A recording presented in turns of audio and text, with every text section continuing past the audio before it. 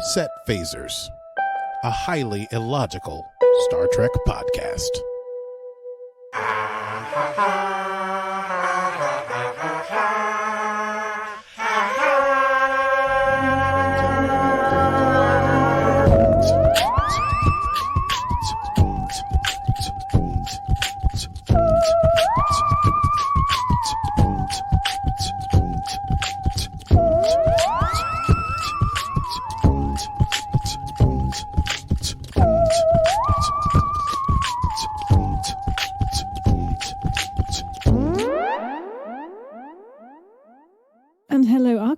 And hello, Stevie. It is delightful to be back with you yet again. We are in full swing with our Set Phasers Highly Logical Star Trek podcast. We sure are, and what the whole hell is going on this season in Picard? My God. We're here to run it down. Oh my goodness. So today's stardate is stardate 2320226.3, and we're talking about Picard Season 3, Episode 2, entitled Disengage, which works on a number of levels. And this was a crazy episode. They revealed a lot, which I was shocked by. I thought we were going to creep along. We just went full pelt. We had lots of reveals. Yes. Things that I thought would be mysteries for a long time. I was like, oh, we'll never know the name of that ship. They're like, you want to know the name of this ship? Before we get into the rundown, we have to handle a bit of business. And that begins with discussing our Patreon. Yes, we have one. Join it. No. What are you missing from your life? Are you missing science fiction nerds? Do you want science fiction nerd friends? Do you want cooking shows with a science fiction nerd? Do you want Zoom watch parties with other science fiction nerds? Do you want Star Trek watch parties with other science fiction nerds? Well, we can give you all that and more at patreon.com/setphasers. Yeah, listen, this is important stuff. I hesitate to show this to you now because you mentioned the Patreon, but a friend of mine did give me this last week, and look at that. If we're talking about possible cooking shows, a Star Trek cookbook. Yes. Where on earth did someone find that? At a Barnes and Nobles that was shutting down. Is that the Neelix one? I don't think so. He's done a cookbook. I should get that one. This one seems like it's definitely official, but it's just like New York Times bestselling author, Culinary Adventures in the Final Frontier. Look at that. Boldly going. So join our Patreon. And yes, indeed, I probably will be cooking something out of that book when we're doing one of our hangs. Like a Romulan stew. Oh, you guarantee if there's a stew in there, I'm making it. Yes. We might as well just run down this episode. Let's get into it. It's time to run it down. Can you run it down for me? Talk about Picard now. Run it down for me.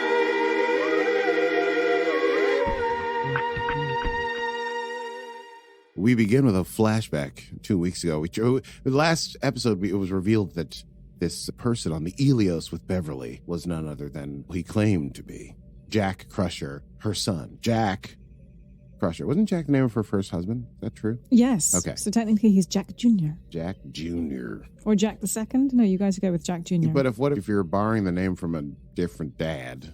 Is it still Jack Jr.? That's Is he still a junior? Point. That's a good point. I guess he's not Jack Jr. I don't know. The world will never know. Anyway, he's on his own ship, the Mariposa. It's a medical vessel. I put that in air quotes. He's on his way to Sardinia Prime, and which is under quarantine. He gets approached by these Fenris Rangers, and they force an inspection.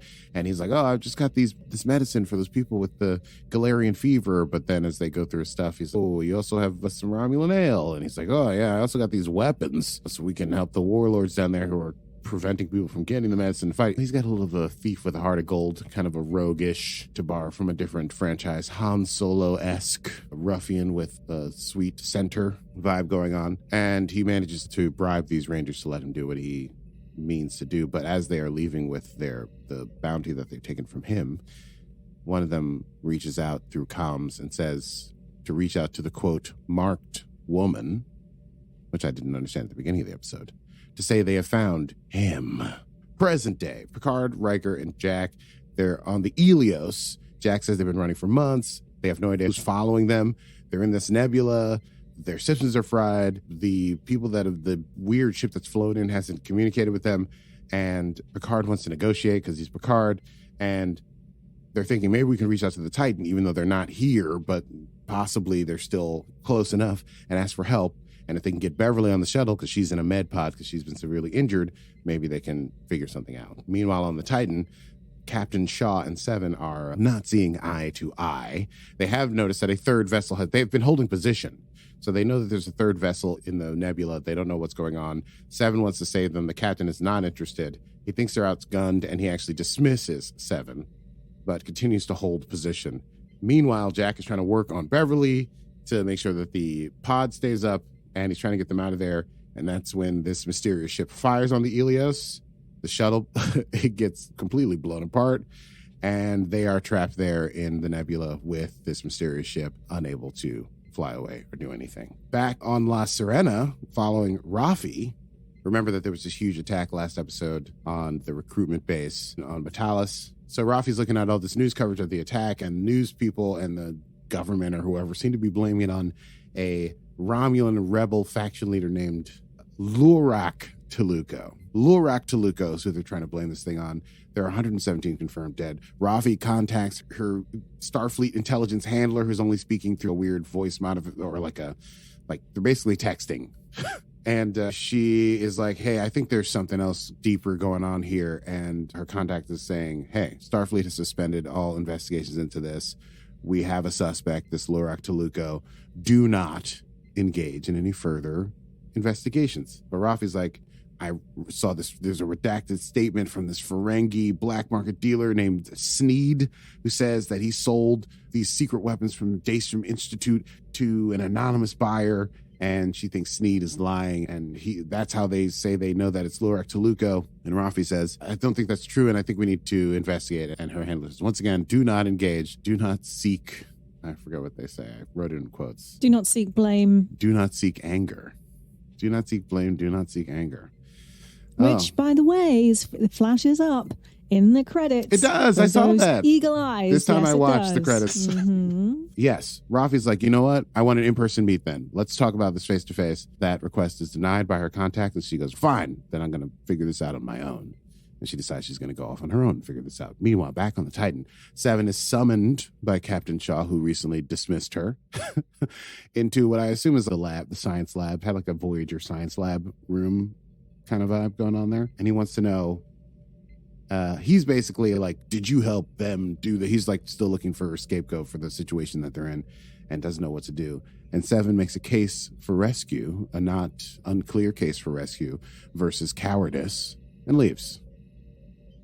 Meanwhile, in the nebula, Picard, Riker, and Jack have locked themselves in like a workshop room. Picard is setting up these transport inhibitors just in time, because immediately after he gets them set up, the mysterious ship tries to transport Jack out of the ship. And that's when they realize, oh, Picard, you old detective. He's like, they want you and they want you alive. You're the reason that they didn't try to get Beverly or try to blow the ship up. Knowing that they can't take Jack, the ship is immediately boarded. Things are getting pretty hairy there on the Ilios. Structural integrity is starting to be lost. The ship is being tractored in, a messy tractor beam, and Beverly's pod's energy is going in and out. But then there's movement on the sensors, and the Titan comes back and it boom puts its saucer sensor in between the Ilios and the mysterious ship. So the tractor beam is gone, and then they start tractoring in the Ilios.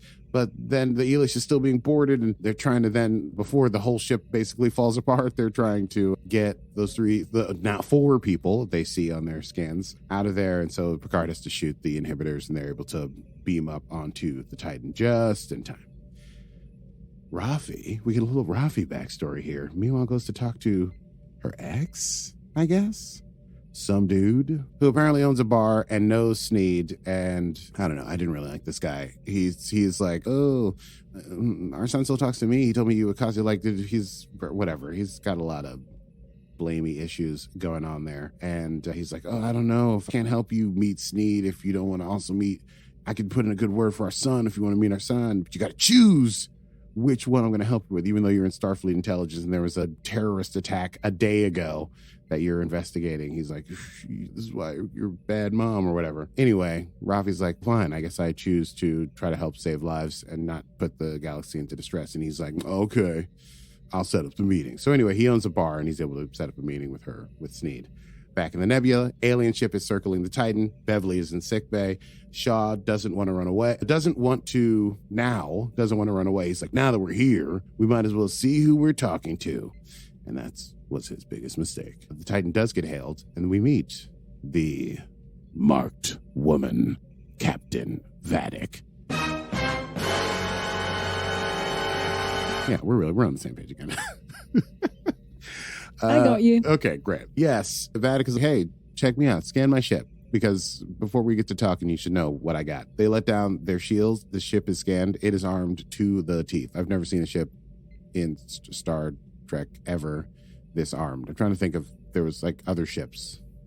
I thought the one in Star Trek, the new movie on the Kelvin timeline, I thought it looked a lot like that. It did look a lot like that. That's why this is interesting. It's not quite as jellyfishy or squiddy with its little spiral things. It's a very dumb True, way to but it was very like, it came out and it was very like, me. They have claws, a space claw. Yeah, it looked like a giant lobster claw. A big, giant, angry lobster claw. Anyway, it's armed to the teeth, yes. But I guess that ship in the Kelvin timeline had a lot of weapons, but also had one major weapon, which is why how it was like, but also this one does. They scan and they see it's got all these weapons, and also one weapon, the technology of which they don't know. So it's got tons of weapons they do know, and then one like random possible super duper weapon. And this Captain Vadic knows more than... We don't know how she knows everything she knows. She knows that Picard is in his synthetic flesh since season 1, and mentions that, hey, you're harboring this fugitive, Jack Crusher, who has a sizable bounty, and we want him. And she goes into Shaw's psychological profile. Yeah, because he says, I was having a good day until today, and she says, according to your psychological profile, that's good as keeping you out of trouble. So we now know Shaw has some issues. We knew Shaw had some issues in the first episode. You know what I will say, just stepping out here, Shaw, as much as I disliked him and still dislike him as a character, he had some great lines in this episode. Some very good lines as captain. Okay, so Vadic's like, you have an hour to turn Jack over to me. And then she says, and to prove how much I want this to happen, her ship tractors the remains of the Helios and throws them at the Titan, causing a ridiculous amount of destruction. A blunt but forceful thing. And then everyone on the bridge turns to look at Jack. It's like, Seven, tell me about this Vadic person. And Seven says, we don't have anything in Federation, but there are rumors amongst the Fenris Rangers about a ship this armed that does some certain things. And he's like, tell me about Jack Crusher. And she gives him a pad about Jack Crusher. And he's, oh. At the same time that Riker and Picard are questioning Jack, Shaw comes in and says, okay, you're under arrest. He says, you're Jack Crusher, a.k.a. I will list off these pseudonyms because I think they're funny. Jack Candy, John Carson, James Cole, and Jarls Jalis Carvel. That's very funny. That's like a name you would make up as a teenager on a fake ID. Yes, I'm Jarvis Carvel, and I'm 36 years old. He's a con man. He's a fugitive. He's been stealing things. He has dealt in all sorts of contraband in and outside of the Federation.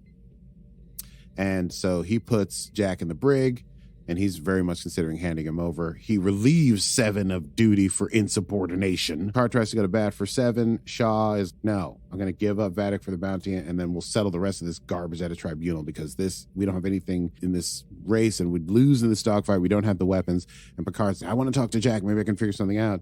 And Shaw says, you have 30 minutes to figure it out, because we got to throw this kid over. I can't win this fight. Riker takes Jean-Luc aside and basically says, everyone knows. How have you not put this together? A kid, so he doesn't know who Beverly has a child. Is 20 years old. It's the last time you saw Beverly. Takes charge very ably. He seems to have learned from both of his biological parents. Also, he's got a British accent, which is very silly. I don't know why they decided to use that. Accents are not hereditary. I remember with, what's his face in season 2, your sword boy. Yes. I want to call him Elon, but I don't remember his name. Yeah, we'll go with Elon, sword boy. Emu, yes. Elon. Ewu. No. Oh. Ilias? Elias? Should we Google it? I'm Googling. If you want to know, you can Google that. Elnor. Thank you, Elnor. I was close. Just so you Elon. know, I typed in Romulan sword boy Picard, and it worked. Oh, that's good. Sword boy. I love that he was the only person of the Qowat Milat who had a Kiwi accent. Yes. Where might he have gotten that? No one knows. Yeah, and that weird. That's yeah. The point is, I love that, but that was fine because they were like, we'll just ignore the fact that he has that accent. But this is like, where did this kid been traveling with Beverly Crusher his whole life? And it's maybe because he's a con man, he learned a British accent or something. But anyway, it seems like they're trying to be like, you can't see that this is your son. He's got your accent, dude. Anyway, Riker's telling Picard to do the math, and Picard's sort of being blockheaded about it. He's like, oh, it could be anything. So Picard goes to Jack to ask about the charges. Jack claims that he's been a thief in order to help buy medicine. He does it for various causes, and Beverly is his partner. They've been doing this together, he says. And he says that if handing him over to Vadic will buy his mother a future, then he's fine with it. And Picard says, well, do a little more digging. Meanwhile, Raffi goes to the bar and meets with Sneed. It's the usual undercover agent meeting thing. She shows up, she gets carried in, he's sitting on a couch, she's jovial and avuncular, but also weird and threatening. She claims that she works for this Toluco, and that's why she's there to question him, because she wants to know who paid him to blame her employer. But Sneed reveals that he has Toluco's head right behind the couch, and he's like, I know that you're Starfleet. Also, before he reveals that, to make her prove that she's not Starfleet, he has her do drugs, and so then she has to do these drugs to prove that she's not a narc, and then she's all out of it. And then he's like, all right, we're going to take your head off and we're going to destroy every evidence that you were here. And she's like, what? And she tries to fight, but she's all jacked up. And then someone bursts in to this weird room. Truly, I wrote down, Warrior shows up kicking ass with a batleth. Truly just murking everybody. Yes. I don't think it was a batleth. It was some sort of. It looked like a sword, right? A sword batleth. That's true. Right. You're right. I got deep into it, right? And I think it was revealed that it was a Kurleth. Oh. We've never seen Worf wield this exact Klingon weapon. Yes. Apparently it was created by Dan Curry, who also designed the batleth and Worf's smaller weapon, the mechlith. Yes. So this is somewhere in the middle, called a Kurleth. Because he did sheathe it. So I was like, and you see it from the back. But it has, yes, it's definitely a Klingon blade. Yes, it is. He uses it to literally turn about his fair play, decapitate Sneed. And then listen, I knew it was Worf from jump. I was like, gray hair, tied back in a bun, whooping ass with a weird Klingon weapon. It's Worf. But you don't see his face. And so he's a stranger, and Raffi's all out of it and confused. And he picks her up. She's still out of it from the drugs. And then there's a close-up of his face. And we see Worf, old man Worf, and he says, I told you, do not engage. So Worf is Section 31. Yes, apparently he is. Right, I guess. Anyway. I think there's some discussion about that online, about whether it's actually Section 31 or if it's Star Trek Intelligence, which is different because it's a different time period, yada, yada. Yeah, Sneed does say Section 31 when he does. Like, you're probably Section 31. But anyway, Worf is Worfing. I loved it. And I love that now, in retrospect, you look back and Worf's, the way he's been texting Raffi is like, do not seek anger. He's definitely in his monkish phase. I had to do a quick lap around my living room when that happened, back on the Titan. I did too. Yeah, it was like a big moment. I stood up and I was like, oh my God, it's Worf! Not how I expected Worf to come into this story. Shaw is not budging. He's like, we're going to get rid of this Jack guy. Very funny moment where Jack breaks out of prison by saying, oi, Starfleet, to the guard there and finding out exactly how the shield is attuned. I really enjoyed, oi, Starfleet. It was very, very, you're about to get your ass handed to you. Breaks out of the thing, knocks the guy out, makes a run for it. Beverly is heavily sedated. A lot of things are happening on the Titan at once at the very end here. Riker's like, how is she doing? The doctors there say she's fine, but she's heavily sedated. He goes and grabs some medicine. Like, you can't do that. And he's like, I've got to do this. Picard is still arguing with Shaw. Vadic hails them. She says, oh, hey, you guys probably wonder what the name of my vessel is. It's called the Shrike. It's like a little carrion bird that never kills out of malice or anger, but does attack bit by bit and can take down huge predators, no problem. And she says, I know I said you give an hour, but I'm going to continue to attack you as the minutes go by until you must do as I say. And then she signs off. That's when Shaw finds out that Jack has gotten out. Everyone is running around trying to figure out what's going on. Seven, who has been dismissed because of insubordination, says she doesn't care. She wants to tag team. She's headed to the shuttle bay. She gets there. She confronts Jack. They have a standoff, both of their phasers raised. She's able to alert Shaw that she has Jack in the shuttle bay. That wins her back into his good graces. Jack wants the transporters unlocked so that he can beam himself over to the ship. Picard is like, yeah, he's trying to save us, but he's like, maybe we should figure something else out. And Jack wants to do it. Shaw wants to do it. Vadic wants it. Everyone is turned against it. And finally, Picard's like, I guess I'm outnumbered here. We got to do that. Shaw gives the order to unlock the transporters. And then what should happen? But Riker shows up with a silent, injured Beverly on the bridge, and a meaningful look of eye contact happens between Picard and Beverly. And Admiral Picard, Bigfoot Shaw, on the bridge of his own damn ship, because he realizes Jack is his son. So Picard hails the Shrike, engages, fires, and flies the Titan into the nebula. And Vadic orders the Shrike to follow while laughing merry with the chase of her quarry. And that is the end of episode 2 of season 3 of Star Trek Picard. Whew, let's chat about that. I say, darling, let's do a quick chat about that. Yes, let's do. What even to say? Bonkers. Bonkers. Wowza. Wowza. Wowza. Yeah, Picard has a son. I guess we knew that, but now him realizing it and Bigfooting the captain was a kind of tremendous moment.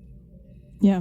But it wasn't even that Jack being his son was the huge reveal. It was just like we all knew. Right. It was that Beverly communicated it to him like, you're going to give your son over to these people to be killed. Silently. Riker knew, because Riker does have more emotional intelligence than Picard, generally speaking, and knew that he had to get Beverly in the mix. And then Picard, realizing what was going on, was like, all right, fuck it. I guess this is going to be till the end, which is great, because I was worried that it would be like a rescue mission thing, which I didn't want to see. And I love that a young LaForge is going to be piloting the ship in this chase through the nebula. It should be Crash LaForge. Crash LaForge is about to get to show her stuff. I was a little surprised that just the tiny piece of information that he is Picard's son changed Shaw's mind. That was a little surprising to me, because he just didn't give two shits. He didn't give two shits when it was Beverly's son. But I think the whole time, the thing that Seven said to him about you could be a hero or you could be the captain who played it safe, he's like, it's like that idea, letting Picard's son, the son of Jean-Luc Picard, now he's like, great, I can have enmity for Picard and Riker and everybody, but I can't be like, and we ditched his son once we knew who he was.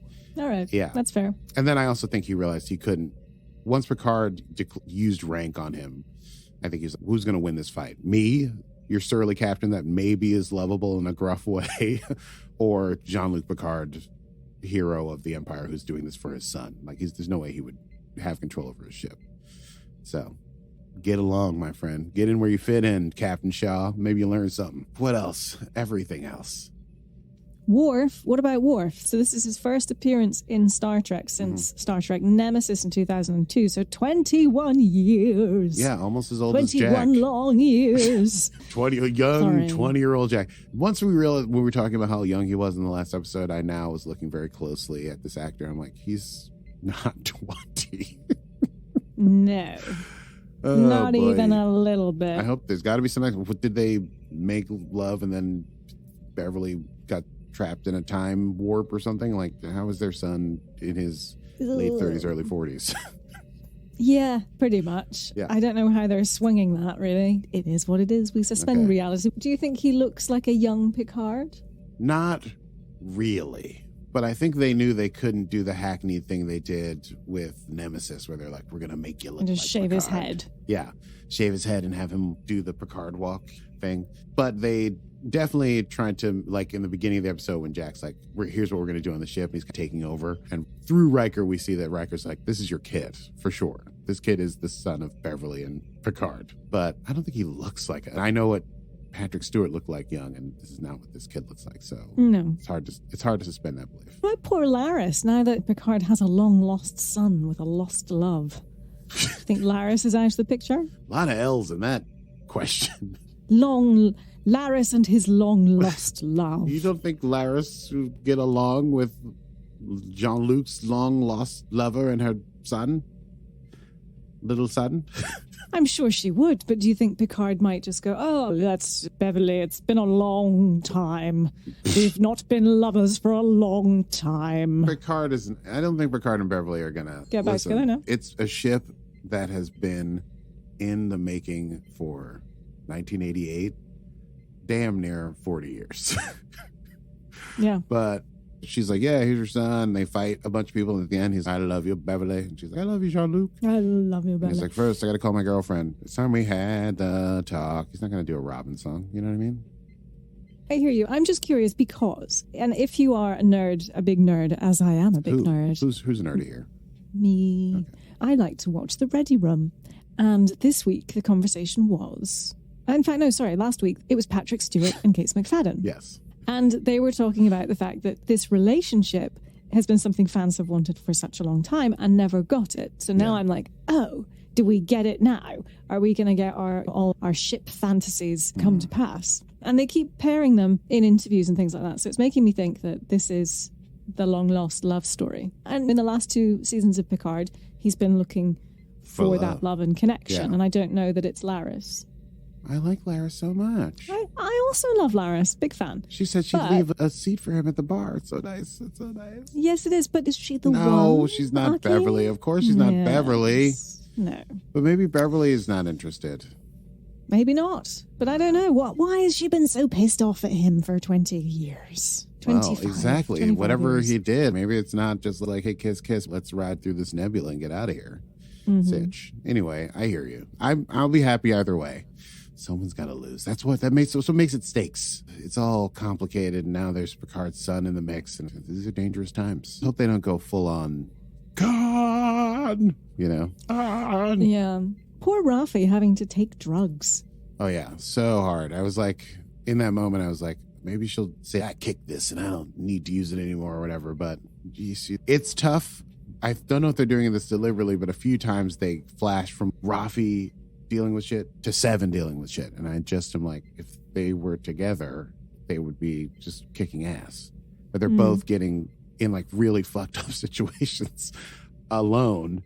It's like, it'll be Raffi like looking over the, like, I got to do this on my own. And then it's Seven being summoned to talk to Captain Shaw. And I'm like, ugh, it's creating a tension inside me to bring those two storylines together. How do I, like, Seven, go quit and go to Metalis for no reason? I don't know.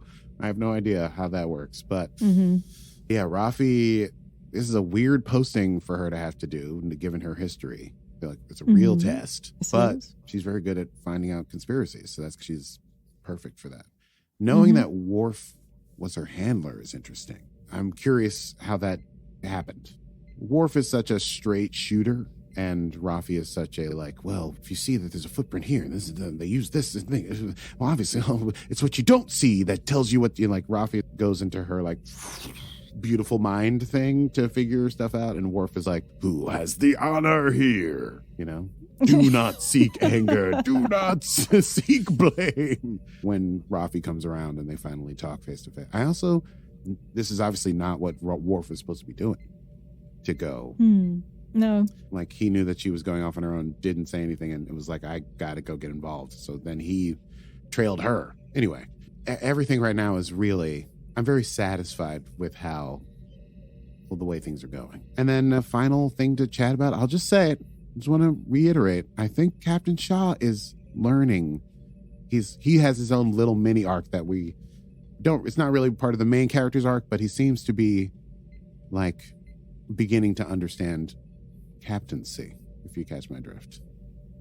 What it is. It's not about just like running a tight ship and everything is clean and everyone does everything as they're supposed to do and follow the rules. And I don't like you cowboys and whatever he's got in his psychological past. But he's now confronted with it's not just exploratory. He's being confronted with true situations and having to discover how a captain has to make choices that are impossible, as opposed to simply going by the book. I like that. I like that they're showing captains are not, just because you've achieved the rank of captain doesn't make you Janeway or Picard. Yes. Like, you do have to become a legendary captain. You have to earn that by being confronted with crazy situations and just finding the way through. Anyway.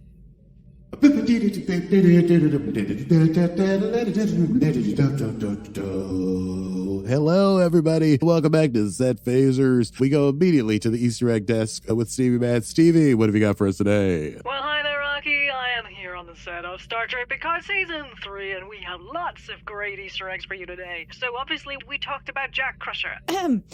Named for Beverly's former husband, Jack, who died under Picard's command on the Stargazer. Lovely little throwback there. We never obviously met Jack when he was alive. We had a couple of throwbacks at one point. There was a nice little scene that Picard had with him, I think. Why do I want to say that when he was like having his heart surgery or something? Yeah. There was something. He had a throwback. So the Ilios, identified as a Mariposa medical vessel, references the clinic run by Dr. Teresa Ramirez in Season 2. And Mariposa, we love this, meaning butterfly, referencing the very famous short story by Ray Bradbury, A Sound of Thunder, which I was made to read in high school. Oh, were you? And study, yes, I was. The shuttle for Riker and Picard was the Savick. Did you notice? No, I didn't, but I love that. I didn't. I'm not quick on that. Yeah, it floated up in front of me, written on it, and I was like, oh!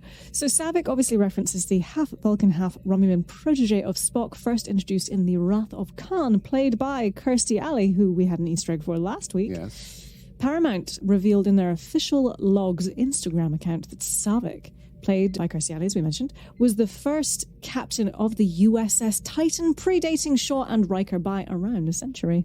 Wild. Fun fact. Mm-hmm. Wild.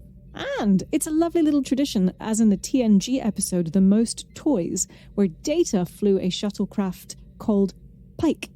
Isn't that good? That's very good. That's very very, good. very good. Okay. Mm-hmm. Now, we also have some more lineage stuff here. So obviously we have Jack Crusher as the new son, long lost son of Picard. My new son. Sorry. Amanda Plummer, who plays Vadic, is Yes. the daughter of famous actor Christopher Plummer, who Yes. played General Chang in Undiscovered Country, Star Trek 4. Oh, wild. I haven't seen Undiscovered Country in 100 years. I don't recall it, to be honest. That's a weird one. But that was good. Obviously, and she's so creepy. Oh my God. We didn't talk about Vadic in the chat, but We holy didn't. shit. Just every utterance, every physical choice is great. Yeah. Terry Metalis was on the Ready Room talking about it, and he was like, for when you think of a Star Trek baddie, she's epic. Yes. Yes. She just really nails it. Now, there are a lot of 12 Monkeys Easter eggs, which is really more to do with Terry Metalis than it is to do with Star Trek. Right. Jack Crusher's false names included James Cole, which was the character played by Bruce Willis and the protagonist of 12 Monkeys. Wild. He was also played by Aaron Stanford in the TV reboot. And Aaron Stanford plays the Ferengi boss, Sneed. What? What? That's crazy. Why are they doing this to us? My brain's going to explode. Mind blown. And of course, it's not specifically an Easter egg, but Worf is Raffi's handler. And Worf, this is, as I mentioned, this is Worf's first reappearance since Nemesis in 2002. And when he reappears, we hear Jerry Goldsmith's Klingon theme, as first heard when it was featured in Star Trek The Motion Picture. No. Classic gold Easter eggs there for you, Rocky. Yeah. That's everything that I have here from you here on the Star Trek Picard set, Season 3, Episode 2. I can't wait for next week, but right now it's back to you in the studio. Yes, it is. Thank you very much, Stevie. Whoa, I became... James Mason has shown up again.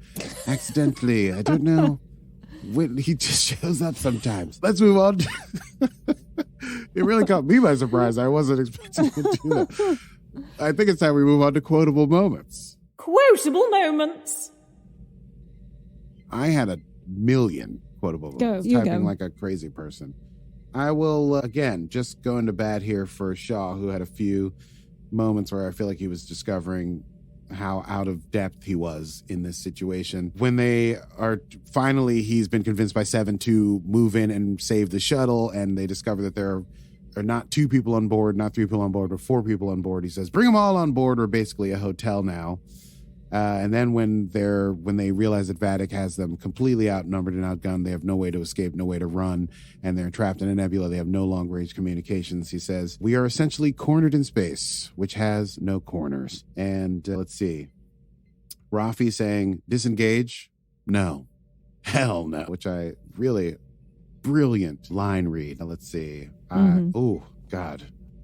Riker had 2 absolute gems in this episode. He had a few, but when they're talking to Jack and he says, "We're at a disadvantage here, kid, and if there's one place I don't want to be in the galaxy, it's on my back foot. So think."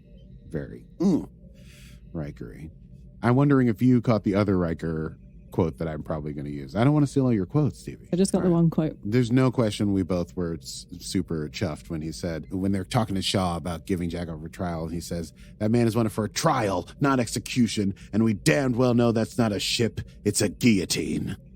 Again, Riker, just chew that furniture. Picard with a little quip when he comes to talk to Jack and he's seen his dossier and he says, "I have a great affinity for virtuosos, but it seems your instrument is deception." That was good. Yes. That whole scene, I loved it because for me it was just like classic TNG Picard. Yes. Yeah. I didn't feel like I'd seen that for such a long time. Yeah, truly walking in and he's, I've got decisions to make. I do, yeah. I did like Picard saying, when he's talking to Shaw, he says, Shaw's, "We got to give him up. We got to run away." Oh, did I not write that down? Oh, no. Oh, yes, I did. And he's like, "We only have a few minutes left." And Picard says, "Reestablish comms. We may be able to bring her down simply by standing up," which is a very Picard concept. Here's an enemy before you. It's outnumbered, outgunned. Kirk would be like, "We got to fool him. We got to play cards, gamble, make a crazy gamble." Picard's, "We simply must stand up to them. Number one." And then when Vadic comes in, he says absolutely nothing. He says absolutely off. And Shaw's like, "Oh, was that standing up? Was it?" Great standing up there, Admiral. That was very good comic relief. But he does, when he finds out that Jack is his son, he does stand up. And then Jack saying to Picard, I think one of the crucial moment, "Is there anybody you know who is still the person you knew, or have you planted roots in your vineyard while everybody else moved on?" Yes. That was snaps for that. I think that's all of my quotes. My favorite, I think, was, "We need to go, Captain." This is Jack to Picard. And Picard goes, "Admiral." And Jack goes, "You can educate me on the chain of command in the afterlife, but from what I heard, history remembers you with one less pip." That was pretty solid, yes. Yeah, it was a good one. I like that. I guess we should move on to next time. Next time on Set Phasers. Yes, next time on Set Phasers, James Mason will return to host the show. And what about Julia Childs? Julia, with my dear co-host, Julia Childs. Julia, so good to see you. We'll be, thank you very much for listening to this episode of Wild Craziness. Of our Set Phasers cooking show. And the method acting for the gentlemen of the 20th century. You can find us wherever you find your podcasts. We put out episodes I think it's Monday, but sometimes my schedule makes it so that it's hard for us to Why do you suddenly sound like King Charles? I'm not entirely sure. I thought that was James Mason. I'm tired and I like farming and butter biscuits. I like farming and butter biscuits. I haven't dialed in my James Mason. It was a shock. Okay, I haven't done James Mason in 6-7 months. Yeah. And I haven't dialed them in. So yes, please do subscribe to our podcast. We have so many back episodes where we've covered all of the new Star Trek franchises, and you can get them wherever your podcasts are gotten from. Yes, and of course, go to our Patreon, patreon.com/setphasers. For now, that is all, and I am Stevie Mans. And I'm an unknowable asshole who lives in his head instead of the real world. And this has been Set Phasers, a highly illogical Star Trek podcast. Computer, end program.